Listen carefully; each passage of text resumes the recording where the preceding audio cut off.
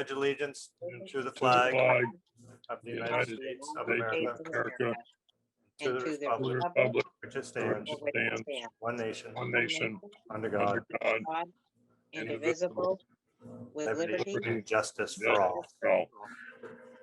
Thank you all. So we will open it up. Public hearing on Article 2, which is the city budget. Dom, you'll give a presentation on that.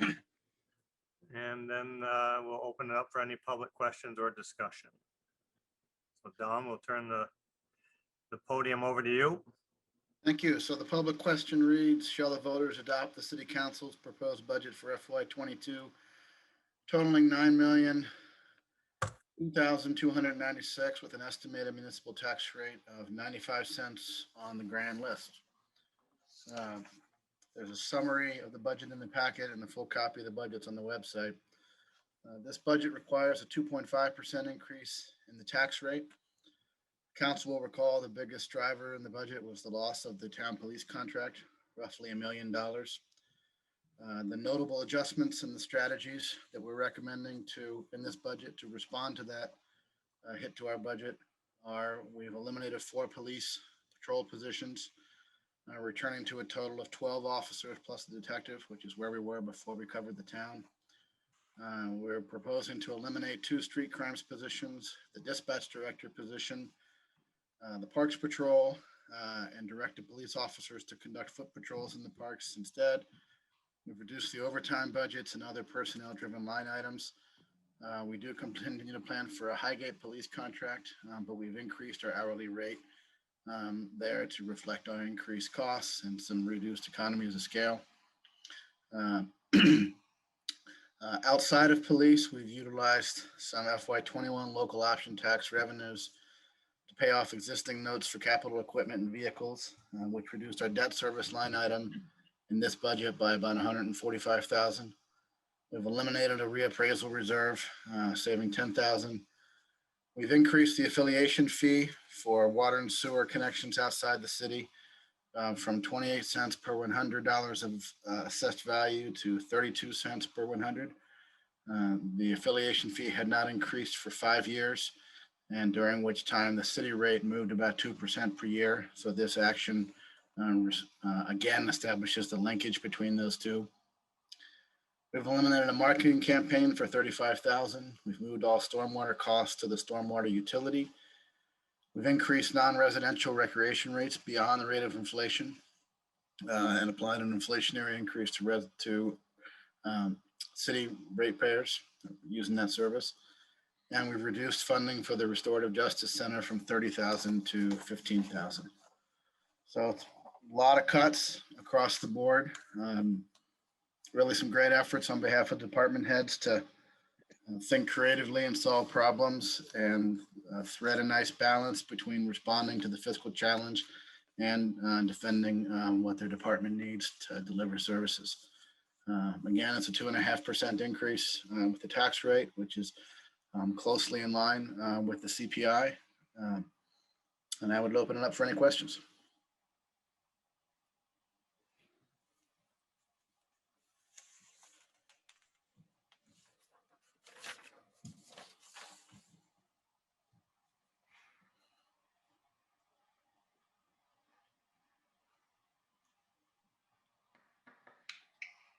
Tim, you might be muted. Yep, I see there we your go. lips moving. Thank you. For anyone who might have comments, feel free to jump in. We only have 17 individuals on the call, so the majority council and staff. So if there's anyone from the public that would like to ask a question, just jump in.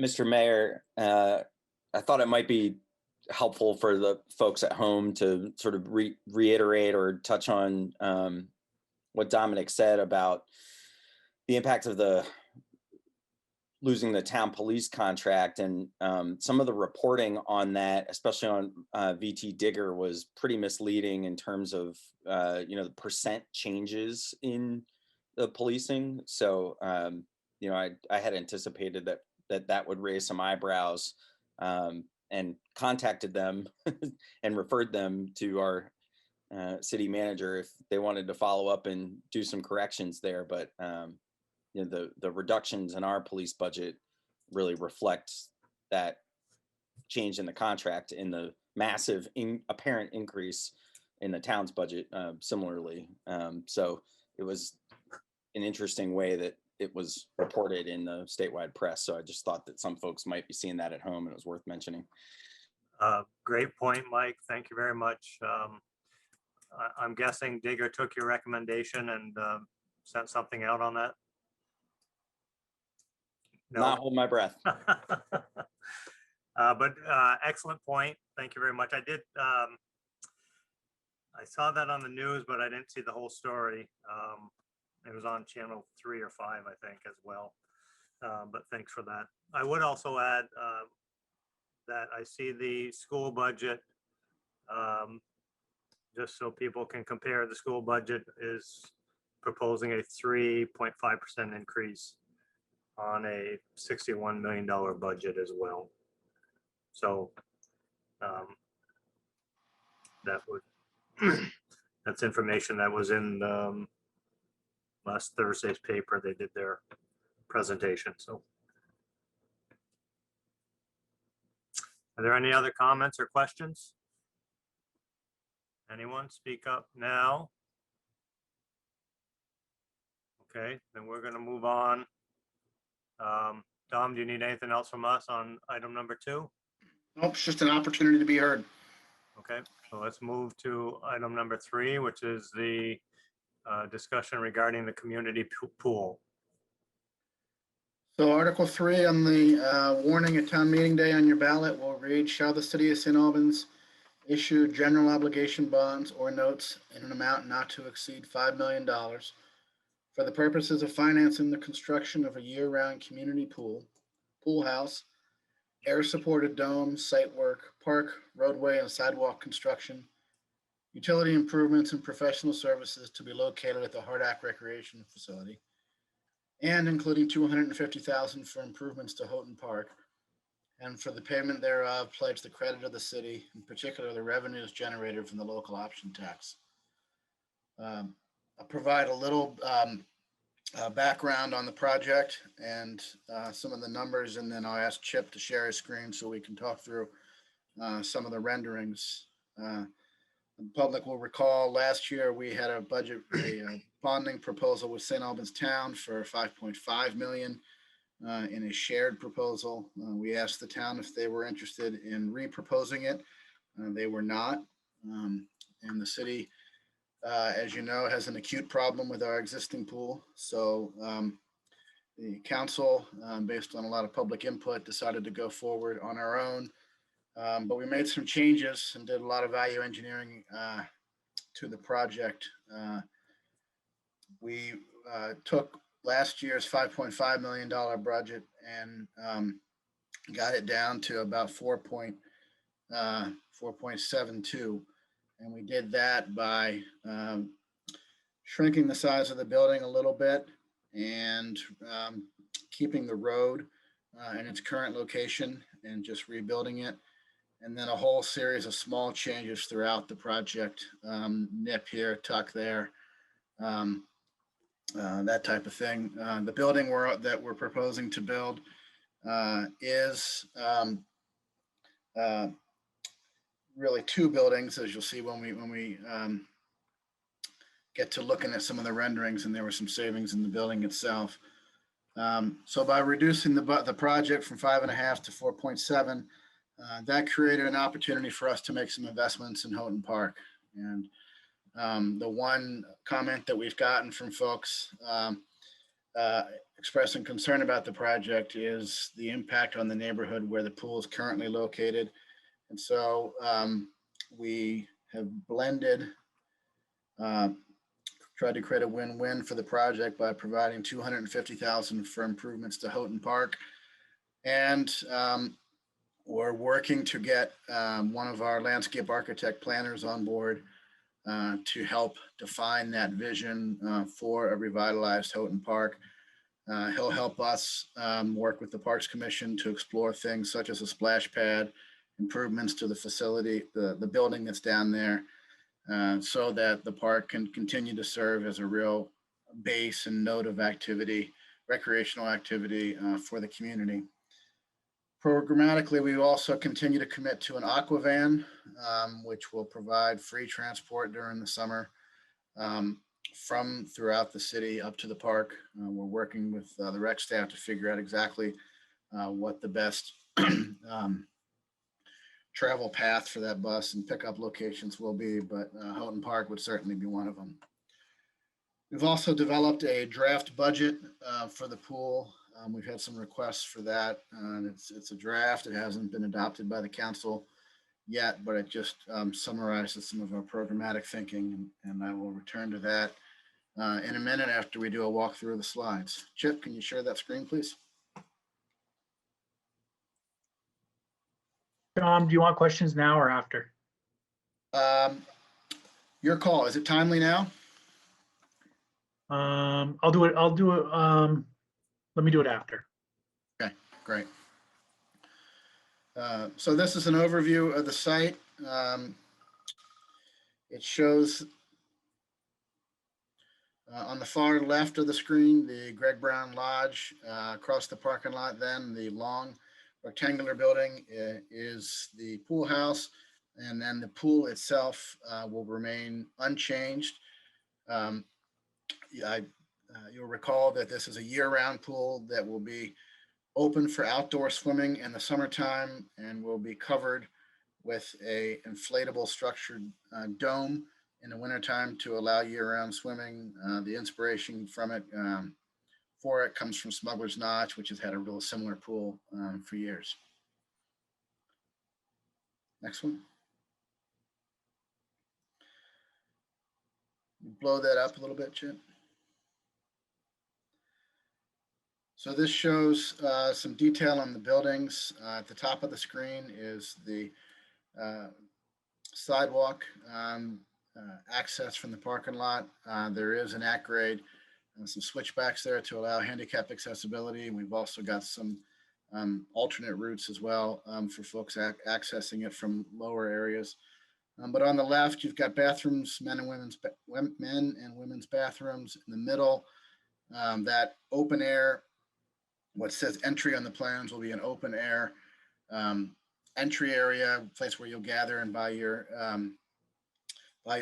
show your pool pass or pay your entry fee for the day. There will also be some refreshments and concession stand in that area. And then on the far right, we have the staff quarters, the pool house manager, and some additional administrative space.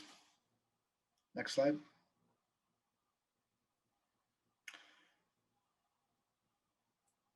Thank you. This is the view in the summertime. You'll see the open air area that I mentioned and all of the same features as we've had before.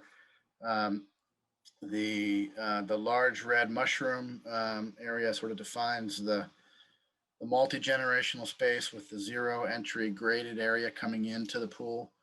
It will be allowed, it's designed so that you can have open swim at the same time that you have programs going on, such as exercise classes, swim teams, swim lessons. And it's really laid out in a way that you'll have the age groups can spread out. So you can have very young kids that still need to be supported by a parent coming in off the zero entry area. At the far end, then you've got the activities for their older kids with the diving board and the slide. And then on the far left, we continue to have our competitive racing pool. Mm-hmm. Close up of the building. One of the features that we're excited about is the ability to open those doors and have the space just flow like you like to in the summertime, and then in the wintertime, close it up for the installation of the structural dome. And I think that's the last slide, showing the dome. Oh, yeah. So that's the wintertime view.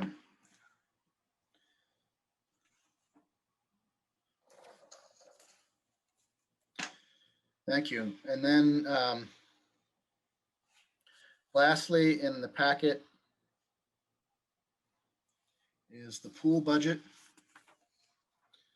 And we don't need to spend a whole lot of time here, but I just wanted to give you a sense of what the vision is for the facility. We think it's going to be a little over $500,000 operation.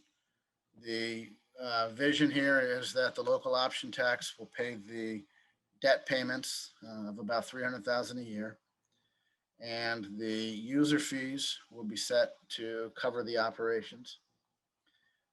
Up at the top, which is the revenues.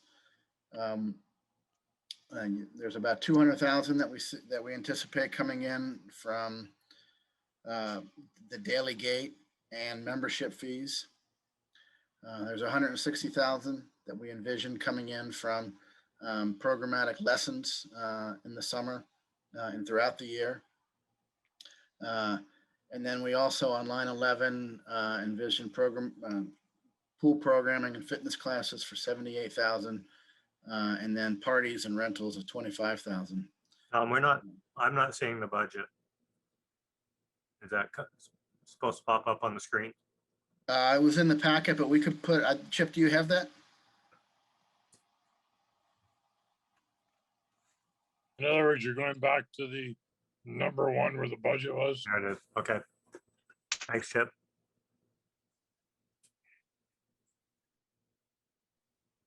So to recap, $560,000 program balanced.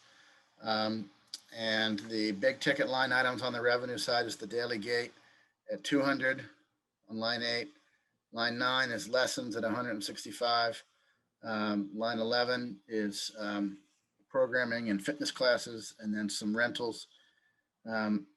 We spent a lot of time looking at what are the services and what's the revenue stream on a 2-month season in the summer, and then trying to come up with realistic estimates for how you could extrapolate that into a 12-month year-round season. Obviously, it's not linear. What happens in the summer won't happen year-round, but there's a lot more opportunity there in this pool. This pool is, roughly twice the size of our other one, so that creates a lot more increased revenue opportunities. It creates some increased expenses as well, but it's a much more efficient pool in design and reducing the gallonage as compared to the existing pool, which has a very deep diving well, which creates a lot of inefficiencies as we try to make that water turnover. On the expense side, we're planning for a full-time aquatics director who's those are hard to come by. That's a certified position, plus additional hourly staff, which we've dumped into a combined salaries line item.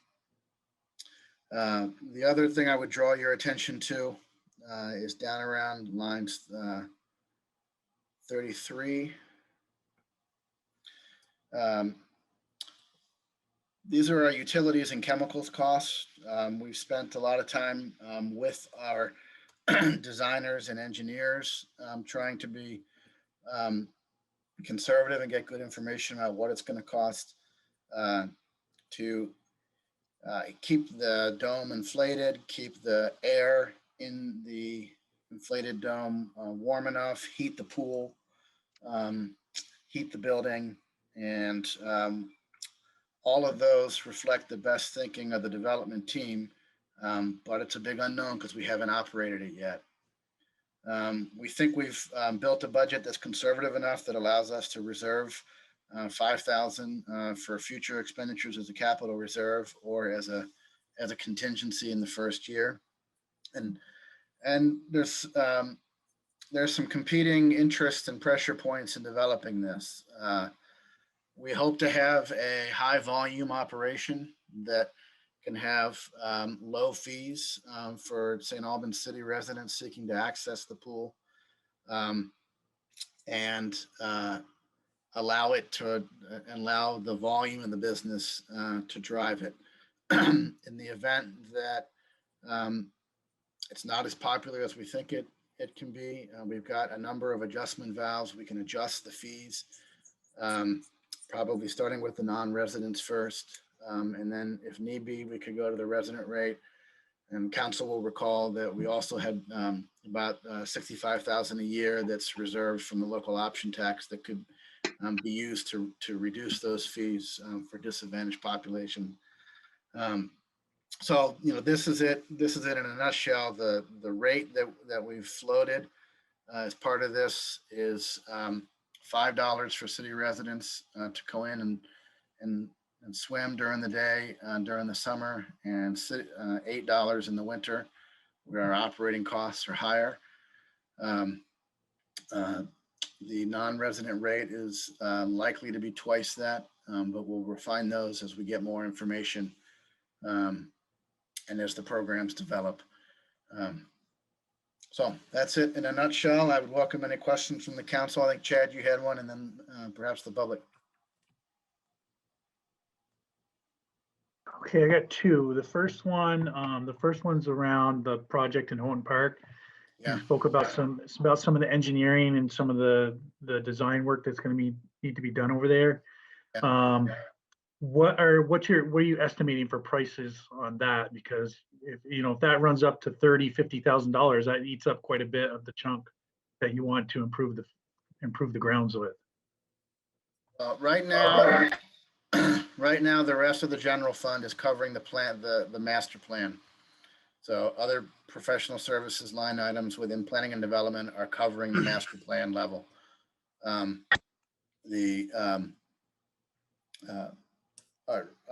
It's not our intent to dip substantively into the 250 for the planning phase. I know you want to be sure that we make a sizable investment in the park, and it's not all going to be eaten up by engineers. So. Okay, thank you. Question two, and this might be equally for Kelly as it is you. We know we've been on borrowed time with the current pool for quite some time now, at least probably 5 years. We're probably in year 7 or 8 of planning on replacing it. We also know that its current location is not feasible anymore. So there's I think the options to tear down what's there and rebuild is there is no real option for that. What's plan B if this doesn't pass? No pool? I think all of us are, when something doesn't pass, you got to be humble enough to try to figure out why. And I think that'll drive the conversation on what plan B is. As you know, we had a really long and thorough process in circling back to this being the preferred site. We looked at a number of sites within the city. We looked at the current site. We looked at rebuilding the current pool. And this again emerged as the best value for the dollars invested. And I think we would try to hold some hearings, do some, get some input if it fails, and figure out why.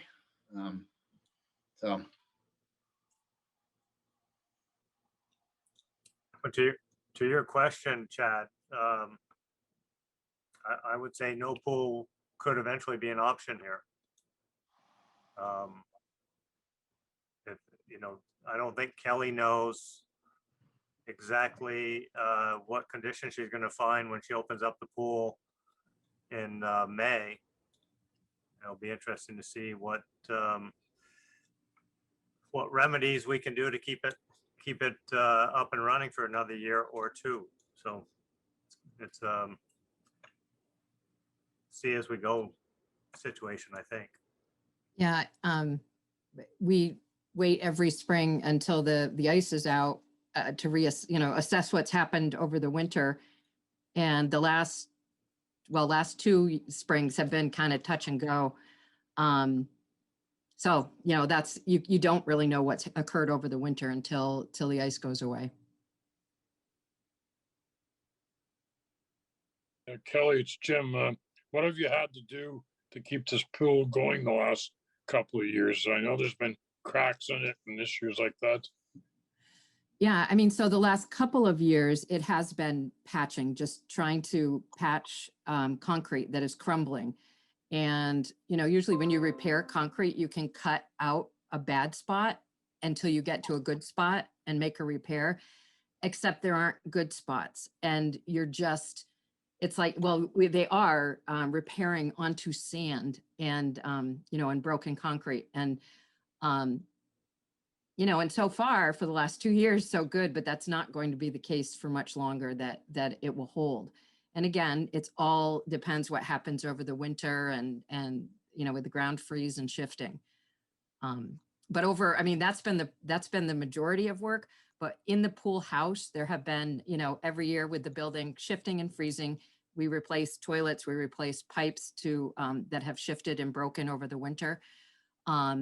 Last year, several of the pipes actually broke off in the wall. So it was quite a, you know, it was kind of it was a bigger deal than our usual spring broken pipes. You know, we've along the way have repaired and replaced anything we can to extend the life of the pool. We're going into our 41st summer on a 25-year pool. So, you know, we've done a lot of that, you know, patching and band-aiding over the years. It's still Jim. There's been a lot of misinformation regarding the pool. I'm still seeing on social media, people seem to think that we can repair this pool, replace this pool where it is, put a dome over this pool, which we can't. And so there's really I mean, we really got to get to these people that are on social media with this sort of philosophy, because it's not happening. We're not going to be able to keep the pool there. So that's all I have. Right. I mean, we've tried to put correct information out there, and what I've kind of found is that some people aren't interested in what the facts are necessarily. They've got a strong opinion.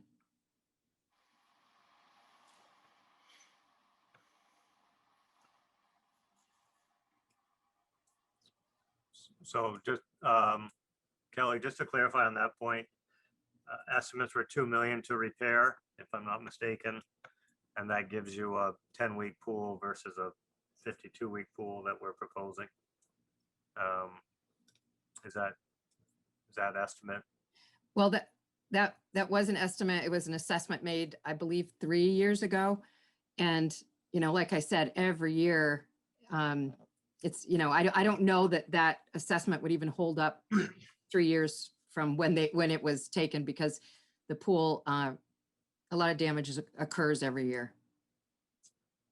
Okay.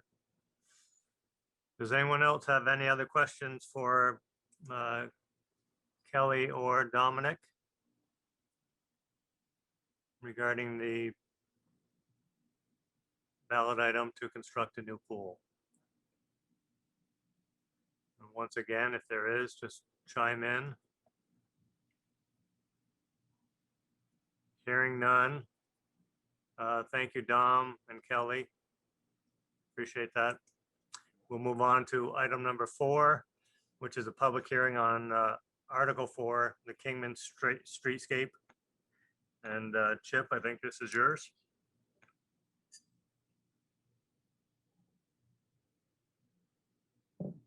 Yes, thank you.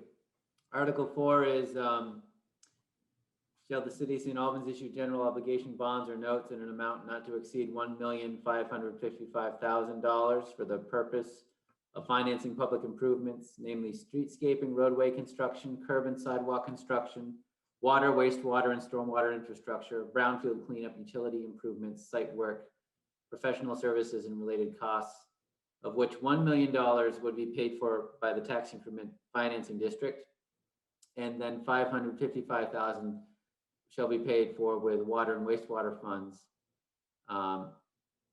And for the payment, therefore, pledge the credit of the city. The article will then go on the ballot to give the notice to voters that is typical of tax increment financing bonds, saying what happens if the tax increment financing district cannot,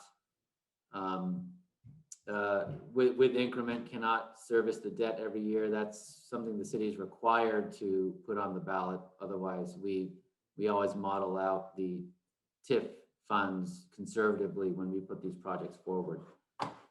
I'll share the presentation now.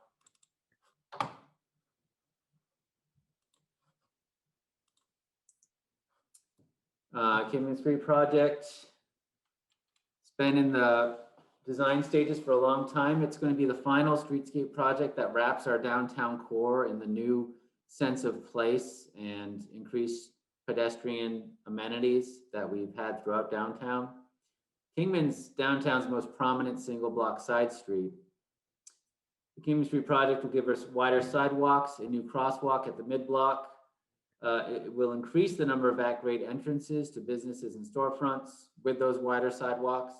It will add the trees, street lights, banners, bricks, and landscaping that we're used to seeing throughout downtown. And it will increase the useful life of underground utilities. And it will also put us a little bit further toward some of the sewer separation that the city needs to do for the CSO. The project plan and the layout were approved by the City Council in September 2017, and we went into the final design stages after that. The final plans were approved by VTrans in late 2020, and we're currently preparing the final bid package. We hope to be out to bid this Wednesday or Thursday. Bond vote will be on March 2nd, and we will award the project if the bond is approved. So it's sort of a combined bond vote we're putting before the voters for this. 1 million in TIF funds and 555,000, there's a typo, combined in the Vermont Clean Water and Drinking Water State Revolving Funds. Those are funds that we've used for various different water and wastewater projects around the state. The estimated total project cost is $1,951,000. That includes soft costs like engineering and design. The project's not yet bid, like I said. And the other funding for the project, other than the SRF, comes from other state and federal grants and required match. For the SRF financing for the water and the wastewater piece, we're looking at $290,000 from the drinking water SRF for the water utilities, and then $265,000 from the clean water SRF. We're planning to finance these funds over 30 years at 2%. And we will seek additional available subsidies that you can get from these programs to reduce the debt load. That amount's unknown. Well, it's not unknown. We have a pretty good idea. It's not promised yet, but our latest correspondence with the staff at SRF at the state show us that we are likely to get subsidies that are more than half of the actual loan amount that we're looking at here. So our actual debt load will hopefully be far less than what we're authorized to go for. On the TIF side, we're looking at $1 million. This is part of the Streetscape Phase 2 on that list of TIF district projects from our application way back in 2012. The total cumulative amount of TIF district debt so far incurred to date is $19.5 million. The estimated proportion of the project to be financed with TIF, Kingman Street, is 51%. We're looking at related costs of $251,000. That's to be financed as part of the TIF bond and included in the total project costs. And these slides are actually part of the required information from voters we're supposed to provide for tax increment financing. So we'll just get through them. But the improvements to be financed with TIF include the full reconstruction of Kingman Street, new curbing and sidewalks, increasing those at-grade entrances, the utility infrastructure underground, including sewer, water, drainage main services structures, includes stormwater, the streetscape enhancements that have become a hallmark of our downtown and a big part of our success, new signage and line striping, and all the stuff you're used to seeing on a roadway project as well. The city will likely use interim financing probably take out a $1 million line of credit at the beginning of the project for an estimated 9 months until the bond funds are secured. Estimated interest rate on that is 1.75%. We'll probably end up paying $13,125 in interest costs. Then we'll take out a general obligation bond looking at 20 years. Estimated interest rate is 3.25%. Looking at an estimated interest cost of $375,578. And we do not anticipate to pay fees. There are no plans to use interfund loans at this time. You know, for the outcomes that we need to explain, you know, this project's associated with the streetscape improvements we've done around the downtown. We've seen a reflection in private development of a significant nature with the public investments that we've done. The indirect benefits to surrounding properties on Kingman Street, increased pedestrian activity, a refurbished street could spur increased business and property investment. Overall, the streetscape projects included in the TIF district plan originally proposed are linked to encouraging potential developments at sites like Handy Downtowns, Stebbins and Catherine Streets, Handy Lake Street, the USCIS Service Center property on Lower Weldon, Switchyard property at Food City, and others. Here's the notice on insufficient increment that we're required to display. Basically, this is wording that folks have seen plenty of times as we've successfully passed and implemented TIF projects in the city. And questions and comments?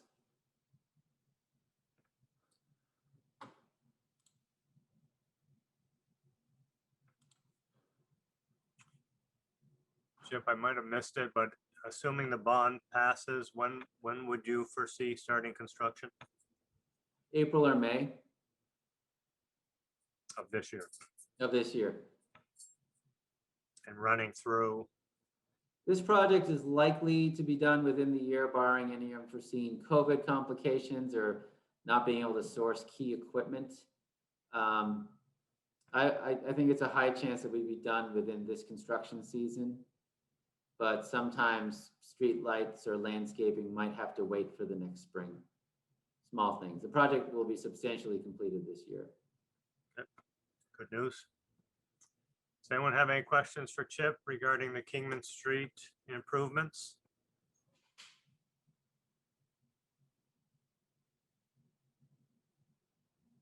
Once again, jump in if you have any questions or comments. Chip, I have just one comment about where you listed in there some improvements to the immigration building on Weldon Street.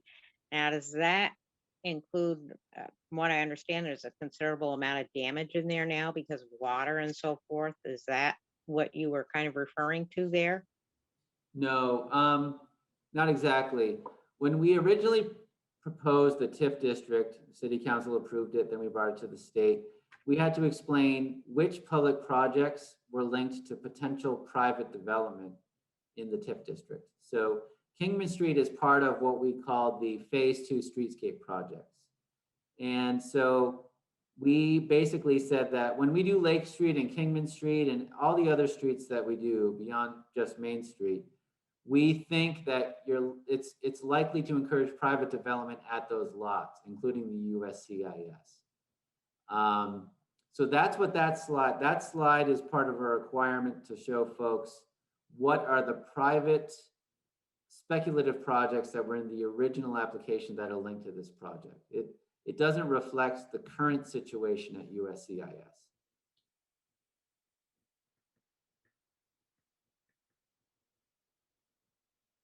You're muted, Marie. Yeah, thank you, Chip. Any other questions for Chip on this?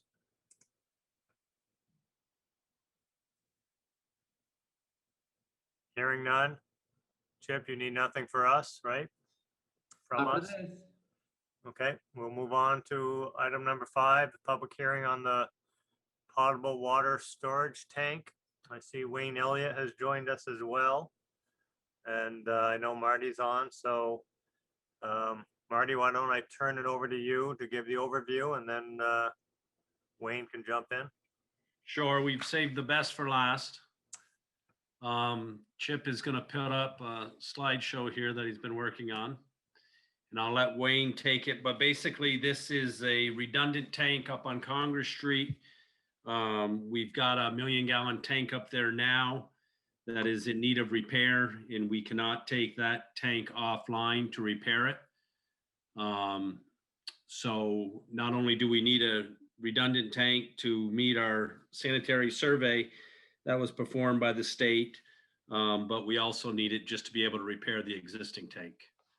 So with that, I believe Wayne is on. I'll let Wayne take it from there. Good evening. Glad I got on here early. I guess you guys are well ahead of schedule here. Next slide, Chip. So this gives you a little bit of some of the existing conditions up there. The slide, the photo to the left, you can see Congress Street running from right to left. And then the street to the bottom is Hill Farm Estates, and you can see the green circle up there, kind of in the middle left-hand corner. That's the existing 1 million gallon storage tank that Marty referred to. Of course, to the north of that, you have Hardak. The photo to the right is a picture of the existing 1 million gallon storage tank. That's the Aldous Hill, also called the Aldous Hill tank. It's built back in 1953. It's a welded steel tank. It's painted. The city has got, a great useful life out of that. And, as we'll talk about a little bit, part of this project is to be able to, again, do the repairs on that tank so we can further extend the useful life of that. The diameter of that is about 65 feet, and the water level, operating water level, is about 38 feet. Next. So you guys have probably been through this. We had some of this information in the bond vote flyer. Voting or request an absentee ballot. You have the email address and the phone number for the city clerk for anybody that wants to early vote or request an absentee ballot. That's obviously encouraged if at all possible. Just a reminder, any ballots, early voting or absentee ballots must be returned by the close of polls on March 2nd. In-person voting is also available as an option to everyone. It's on March 2nd, 7 a.m. to 7 p.m. at the St. Albans City Hall at 100 North Main Street.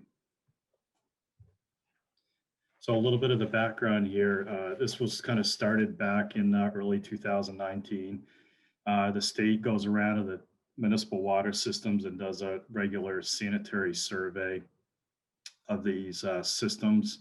And they issued a report back in December 2018. And one of the major items on there was insufficient finished water storage.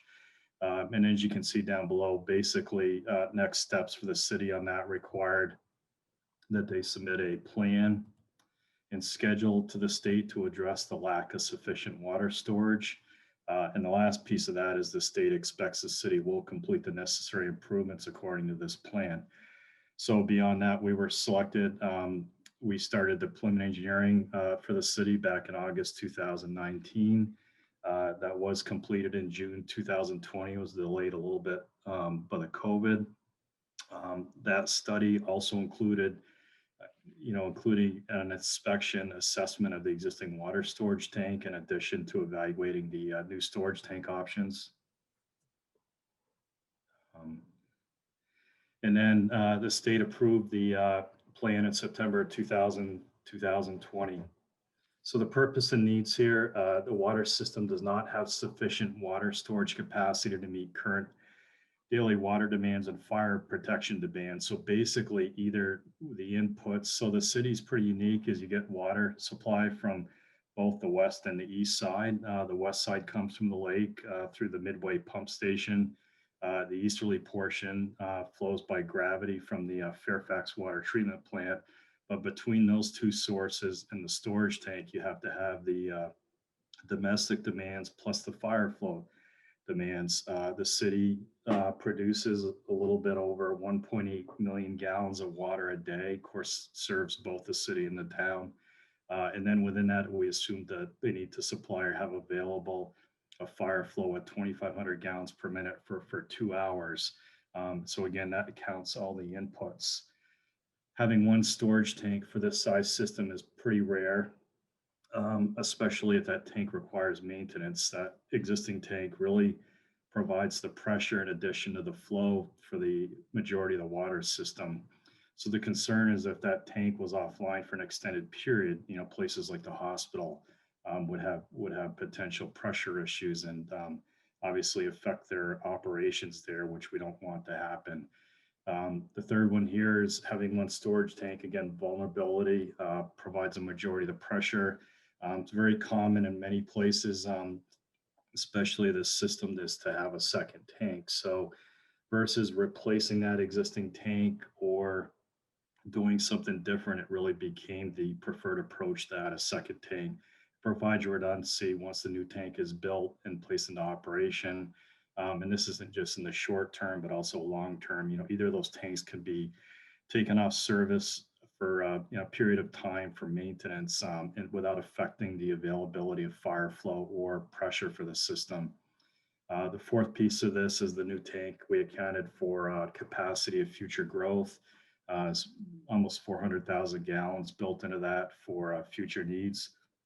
And then the last piece of this is we're going to put mechanical mixing in the new tank and ultimately the existing tank. And that's really just going to help the water quality. And by working these two tanks together, that's again going to further help make sure we maintain the existing water quality that's produced from both the Fairfax and the Maquam Shores water treatment plants. Next. So a little bit on the project description. Before I get into that, I just want to add a couple things. As part of our assessment, there was quite a bit of work done. For example, we looked at multiple tank sites. We just didn't look at putting this adjacent to the existing Aldous Hill tank on Congress Street. We looked at two or three other sites. Ideally, they have to be at about the same elevation. A lot of the city, there aren't many locations within the city that offer that. We decided and settled on putting it adjacent to this existing tank. Really was the desired location.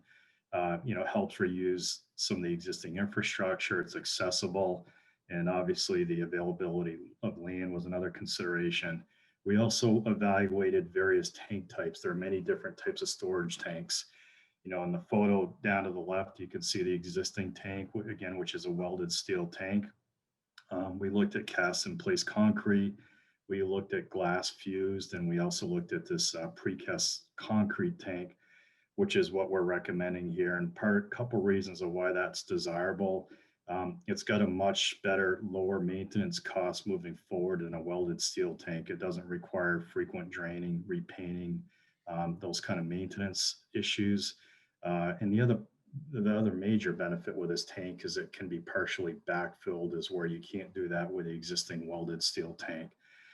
So we're looking at a new 1.2 million gallon tank. So that's going to give the city a total of about 2.2 million gallons.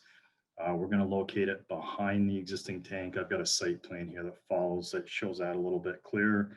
It's going to be, to the north of the existing tank. We're going to improve the driveway, the access to get into both tanks. We also need to make the piping connections, south out to Congress Street. We have to run a drainage line for the overflow for the tank and, draining of these two tanks.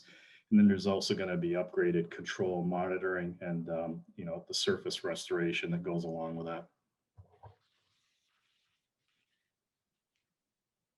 Next. So this is a kind of the existing site plan. You can see, so Congress Street is to the bottom of the page here. The green circle is the existing 1 million gallon tank. As I mentioned, that's about 65-foot diameter. The new tank is going up behind that. And that tank is going to be, they're going to operate together, going to have the same water level to maintain the pressure. In the water system, we're going with a little bit larger diameter. It's going to be 80 feet. And we're going to shallow the new tank up a little bit so we can better use the water in there. We're going to keep the top water level elevation exactly the same, but the bottom will be a little bit higher to move the water through there a little quicker, and also to help with some of the constructability. Some of the squares that you can see, which I'll talk a little bit about in the next slide, is one of the things that's unique about this tank is they build it on site. So, we need a staging area and also a crane for setup. But basically what they do is they pour the precast wall panels on site. So That makes the, you know, the delivery and all those things, the erection much easier where it's done right at the spot where the tank's being constructed. Next. So this gives you an idea. This is a similar tank, a little bit smaller, that was built in Williston a couple of years ago. If you're ever heading down Mountain View Road, if you look up kind of to the left at the high point, you'll see this exact same type of storage tank up there, set back in the woods. So if you go to the upper left, you know, that's really the site preparation. We obviously have to excavate down to the bottom where the tank's going, put proper sub base in. The photo in the upper right-hand corner is where we pour the concrete base slab. So that allows us to really begin erecting the walls and the cover of the tank. And then down to the left here, you can actually see the crane setting the wall panels. So those wall panels are cast right on site. You know, concrete truck comes up, they're poured. When they're ready to go, the crane picks them and sets them around the exterior perimeter of the tank. And then to the right, you can see the finished tank, and they do the same thing with the cover. They cast those on site and they'll set those with a crane. Again, the big benefit of this type of tank, as you can see from the lower right-hand photo, is we can backfill around the structures so we can, you know, hide, and it's got some significant aesthetic advantages, and you can do different, you know, different paint colors if you want to also. So estimated construction cost here is $1,679,000. State requires that we carry a 10% contingency, so a total of $1,847,000. And everything here we're basing on a construction for next summer, 2022. The photo on the bottom is just basically looking up north from Congress Street. You can see the green, you can see the existing Aldous Hill tank up there between the homes. Total project cost. So to get from construction to total project costs, you know, we have the construction contingency, have engineering. Then we have other project related costs, administration, permit fees. There's land acquisition that's part of this project, also legal and short-term interest. So we're looking at a total project cost of 2.3 million, and that's also the recommended bond amount of 2.3 million. Funding sources.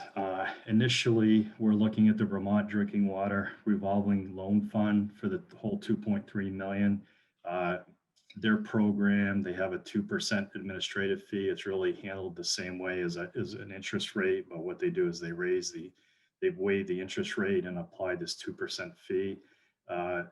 It's pretty much a 30-year term and 30 equivalent payments. Estimated annual loan payment is $102,600. After the bond vote, if it passes, we do also want to explore the opportunity for USDA rural development. Since this project isn't going to construction next year, they will take applications through the RD Apply program, which goes into the federal pool. So the city has used USDA funding in the past on other projects. As far as the example is the recent wastewater treatment facility upgrade. The city could be eligible for up to a 45% grant. Interest rates are an all-time low, so we'll explore this further. And if it works favorable, you know, this could be a better funding option. The state here do need to qualify, which is why we decided to kind of wait on this, is the city does have to have a positive bond vote before USDA can issue a funding offer. Impacts to water rates. These are based on the state funding option. So if we go with the state drinking water loan, the first loan payment is due a year after the completion of construction. So that would be 2023. And we're projecting about a 3.9 increase, about $2 per quarter increase in the flat fee. If we go through the USD apply process and we get a better funding package, that's obviously going to even bring that increase lower than the 3.9% projected. Projected schedule here, bond vote March 2nd, begin final design here in March-April timeframe, complete the final contract documents and permitting later this year, put it out to bid over the winter.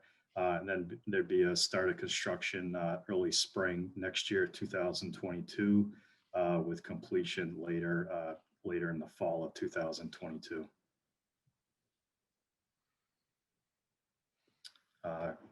Open it up to any questions. Quick Wayne. question about, oh, sorry, Go ahead, Tim. Just a quick question about the precast panels. How are those sealed together and what are the chances that there'll be some kind of structural failure along the seam and the residents in that area have to be worried about anything? Very unlikely.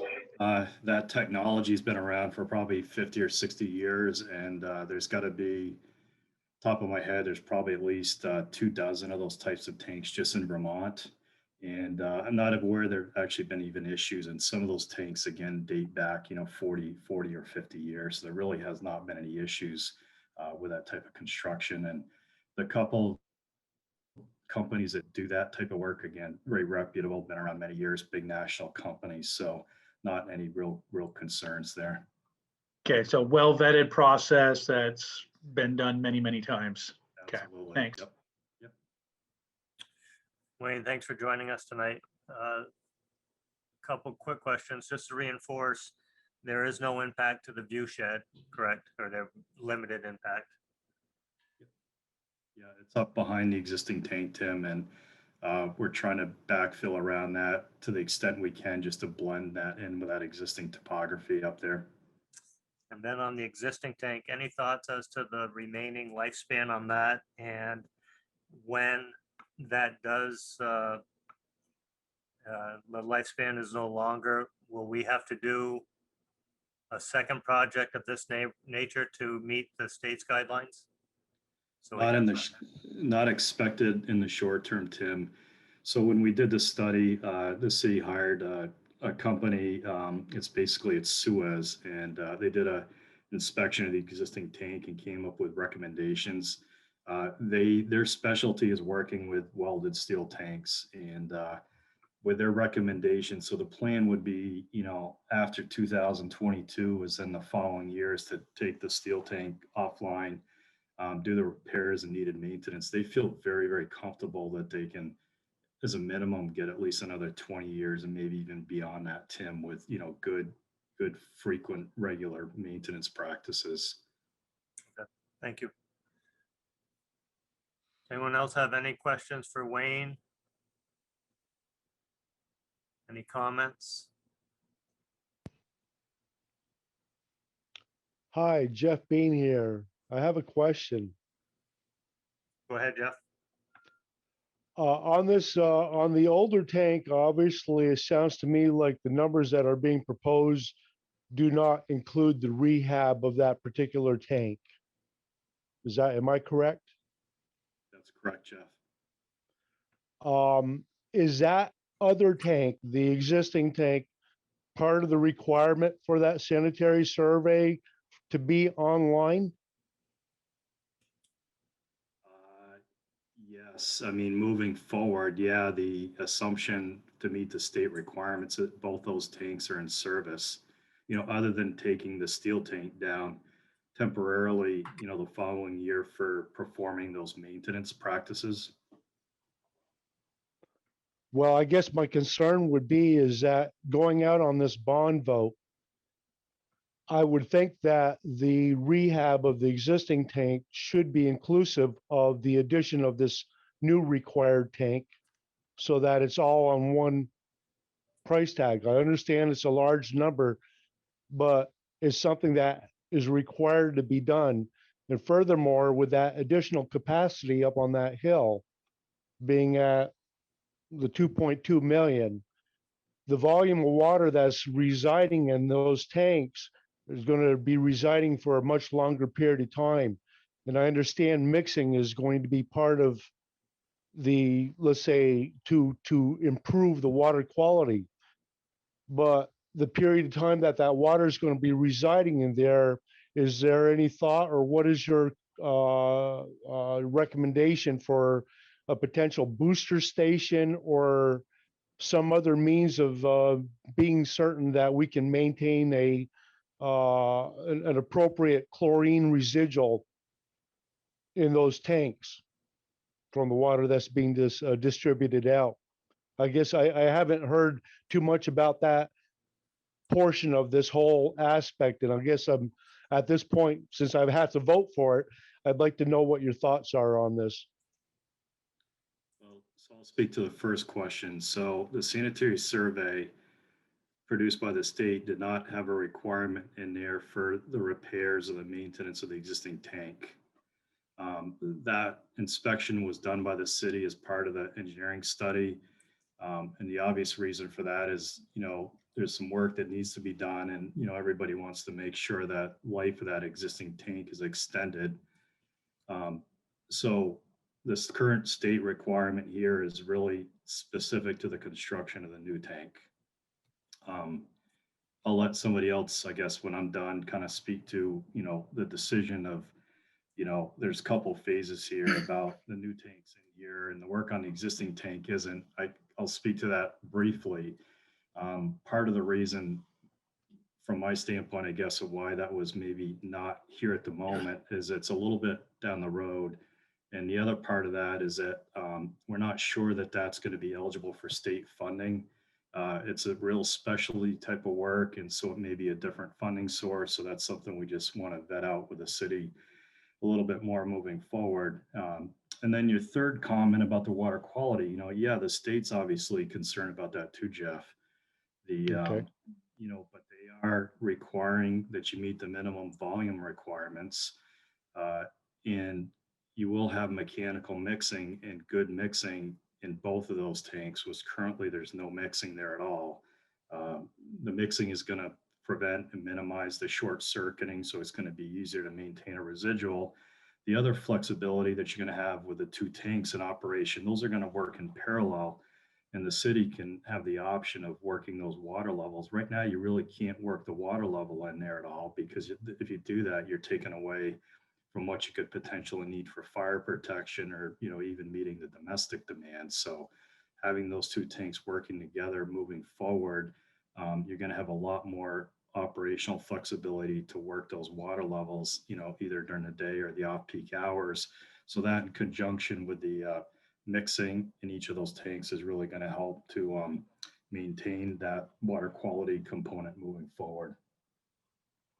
Thank you, Wayne. That cleared it up quite a bit for me. I appreciate it. Wayne, I'd just speak to the refurb of the existing tank. I think it's premature at this point to put any money into aside for that, not knowing exactly what the repairs are going to be required for that. And you're probably 3 years, if not 4 years away from doing those repairs. So I think it's, for obvious reasons, we can't put a number on that at this point. Marty, actually, that is a great point. I'd forgotten about that. Is when we did the inspection, or the city did the inspection on that existing tank, you obviously weren't able to take it offline.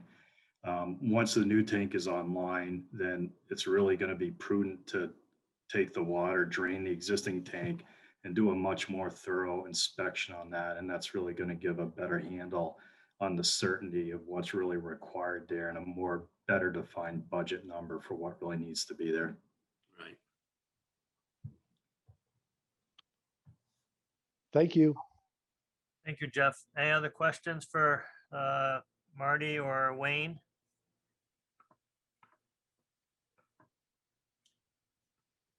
Hearing none. Thank you, Marty. Thank you, Wayne, for joining us. Appreciate it. Thank you. Good night, guys. Good Good luck night. on the vote. Thank Thanks. you. See you, Wayne. We'll move on to item number 6, public hearing for community development program grants. And we'll turn that over to Chip.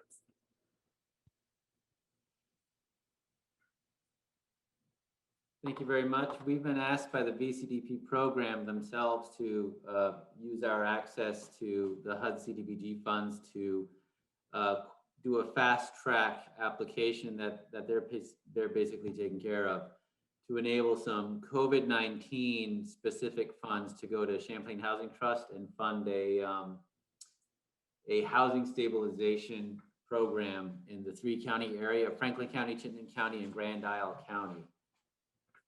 you may or may not know that there was a chunk of HUD CDBG funds that was released by the federal government, I believe by the CARES Act, specifically for COVID-19 pandemic issues. And this would come out of that chunk. It does not compete with the Spectrum Youth and Family Services grant that application that we approved last month. We have the ability to approve the resolutions both for the application and for the draft grant agreement tonight if the city council so chooses.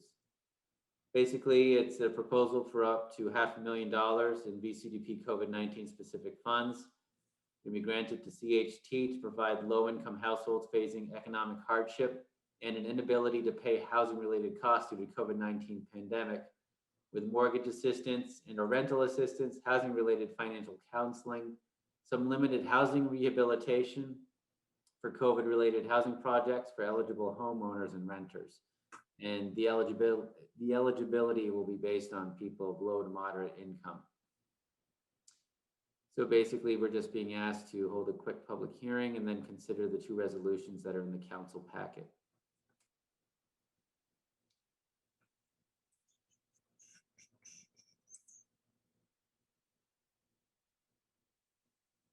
Any questions for Chip? Chip, is there any, are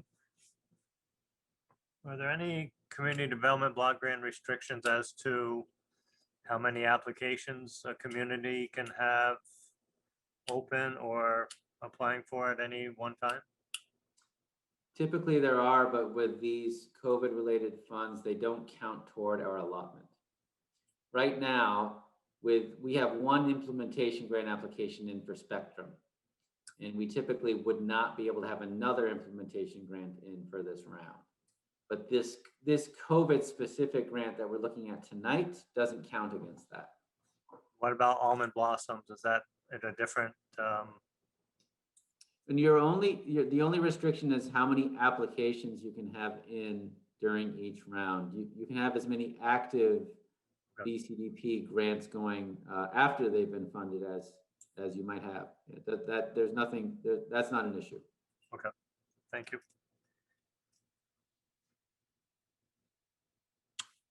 Anyone else from the council or the general public that would like to ask a question or comment on this? Feel free to jump in at any time.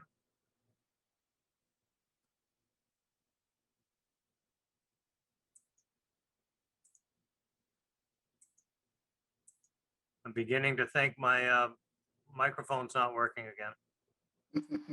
It's been a quiet meeting. Chad, you might have to take over.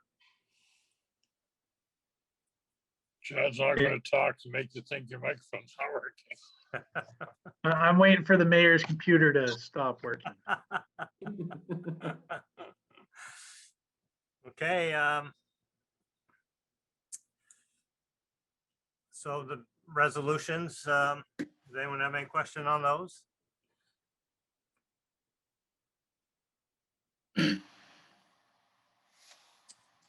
So Chip, you need a motion? Yep, you could do a motion for both or a separate motion for each. It's at your pleasure, at your leisure. Why don't we do a separate motion for each? So I would entertain a motion from any council member.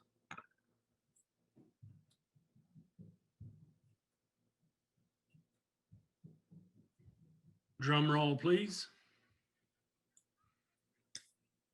Tim, can you read the paper? I don't have the agenda in front of me. Can you read it? I If can. you want to read that. The first one is a resolution for VCDP grant application authority. So moved. So we have a motion from Chad. Is there- Second. That was a second from Tim Hawkins. Thank you. Any other further questions or comments? Hearing none, all those in favor say aye or give me a thumbs up. Thank you. Anyone opposed? Seeing none or hearing none, the motion passes. Chip, can you read the second one? Second one is a grant agreement resolution authorizing Dominic Cloud to sign the grant agreement if it is funded. So moved. Second. Motion by Chad, seconded by Tim. Any comments or questions for Chip? Hearing none. All those in favor say aye or give a thumbs up. Thank you. Any opposition? Hearing none, the motion passes. Thank you. For this one, you'll be getting emails from VCDP to e-sign over email like last time. And if you don't get anything from them, send an email to me and we'll follow up. Okay. And this item number 7 goes to the drinking water loan application for the tank that we just discussed. Is Tom on board to share any details relative to that? Yes, Wayne mentioned the engineering for the water tank began in the summer of 2018, and we received a $53,000 loan for the preliminary engineering. This is the final. Much of the work has already been done, but this is for $82,000, very similar to what you've seen a bunch of times recently. This is at 0% with no payments due for 5 years. No word on loan forgiveness, but of late we've received a fair amount of loan forgiveness, so we're hopeful there's something. And then once we get the final engineering through and this through, then we're on track to put in the next application after a positive on vote for the full 2.3 million. Unlike Chip's piece, this requires actual physical signatures, so we just need a council motion tonight, and then I'll put a copy in the council chambers and send a reminder email out tomorrow. Make a motion to approve step 2 drinking water loan for final design of Aldous Hill tank. I'll second. Thank you, Tim. Motion by Tim, seconded by Marie. All those that might have a comment or question, share it now. Hearing none. All those in favor say aye or thumbs up. Any opposition? Seeing none or hearing none, the motion passes. So Tom, you will track us down for signatures. Yes. Okay. Is there any other business to come before the council? Do you have anything you want to share? I don't think so. I think we're good. How about any council member? Tim Hawkins here. Can Marty or Dom, someone give us a quick update on the flood damage? The to what? building? Repeat that, Tim? Damage to the federal building? Yeah, that was their private water line that was feeding it was a lateral line that was feeding their sprinkler system that broke and flooded their building. And my understanding is they're gone and they're not coming back, right? Yeah, I think it's more nuanced than that. The mayor can weigh in here as well, but I think what they've announced at this point, just to their employees, really, is that they're looking for 50 to 70,000 square feet to build a new facility somewhere in Franklin County, which would allow them to relocate both the Essex employees, consolidate the Essex employees and the Tabor Center employees in one facility. But there's an awful lot yet to be figured out, how many parking spaces, what's the time frame.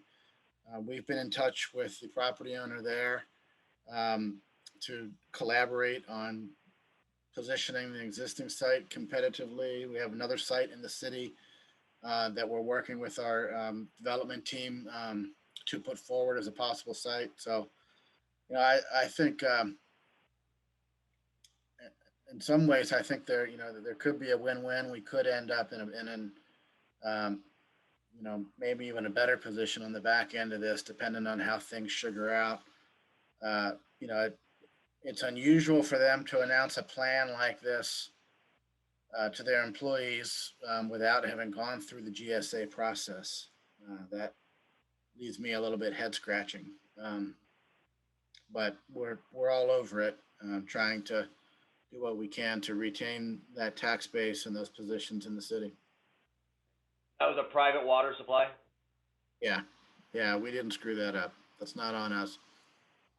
And we, not that you were saying we did, but Marty and his team were down there, bending over backwards, vacuuming out lines and doing all sorts of things for them. This has been a long festering situation for them with having their employees spread out in 2 locations. And I think they're seeing the opportunity to resolve this issue once and for all with having one facility. Is it my understanding this started in the basement? No, it's underneath. There is no basement to that building, Oh. Jim. This was underneath the building. They had underneath basically the loading dock area where it connected the 2 buildings, the phase 1 and the phase 2 building that they built over the top of this water line. And their solution as a result of this break was to cap the water line on both sides of the building and bring it inside and then feed it above the building.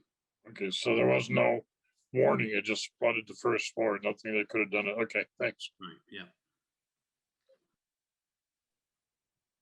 I would share that. I think COVID has sort of educated them as well about the success of working from home for many of their employees as well. So I think they're building off from that. The other piece of this, another fallout from it was the Wise Time childcare facility is also being forced to find a new home. I think they have 40 kids within the Wise Time childcare facility, and that was damaged as well. And from what we understand, they're being forced to find a new permanent location. Some of you may not know that the city stepped up within a week of this flood and found a home for Wise Time at the CCB building while the team was looking at architectural and engineering plans and trying to plan for the start of construction. So they were relocated into the building. It worked out perfectly for them, but construction is soon to start, probably late March, early April, and they'll have to relocate. Ironically, for all the work we've done to increase our capacity for childcare with Almond Blossoms, this just puts a hit on that number, and we're sort of back to square one. So they're looking for opportunities, and so if anyone knows of any, please feel free to reach out to Dom or myself.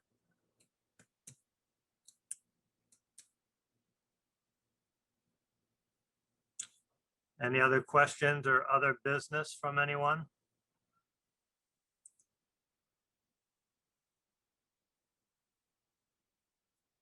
I would say,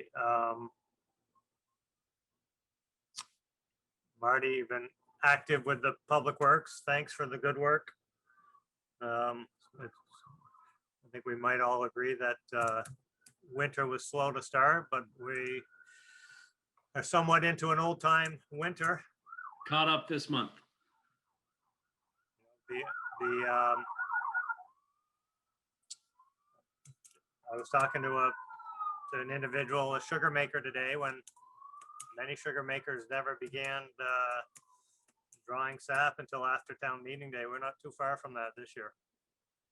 We may be right on. Yeah. So, any other questions or comments for anyone? Mr. Mayor, I hear the sirens outside of your house. What kid are they coming for? Actually, I'm doing a ride along. It's nice you to ride along with them. Any other comments, questions? Thank you, staff, for all the work on all that. Encouraged to get the vote out. I'll be around City Hall a good chunk of the day, but try to get the vote out. Tim, I would just remind voters that if they are voting by absentee ballot, we have 2 drop boxes at City Thank you, Hall Marty. now, one out in front as well as one out behind City Hall that you can drive up to and drop your ballots off. Are those restricted just for ballot use, Marty? No, you can put payments as well in there and they're checked every day. Okay, Just not the US mail. Right. right. You can also go to Curry is really good about entering that onto the Secretary of State site. So if you go to mvp.vermont.gov, you can check and make sure that she's received it. And that's where you can request a ballot there as well. Do we know, Dom, do we know what the response has been to date? We talked to Curry this morning, but she didn't give us any of those, Okay. that I recall. Marty, Chip, you didn't hear any of that, did you? She had mentioned that it was about the same as the average that she had received, not necessarily what we received in November, but what we had been receiving on your typical town meeting day. So, And we are, just to reinforce, people can vote in person. We encourage, obviously, require mask and social distancing. Curry has done a good job of setting that up as she did back in November. And so feel free And to. if they want to come into City Hall now, they can call Curry and she can let them in and they can vote and cast their ballot now as well. So, Thank you, Marty. Anything else, folks? Thank you all for your time. Have a good week. thank you. And, be sure to vote. Motion to Yeah. adjourn. Thank you. Motion to Do I have adjourn, a Jim. motion to adjourn? Second. Motion by Jim, second by Chad. All those in favor say aye. Aye. Thumbs up. And the motion passes. Thank you all. Have a good night. Night.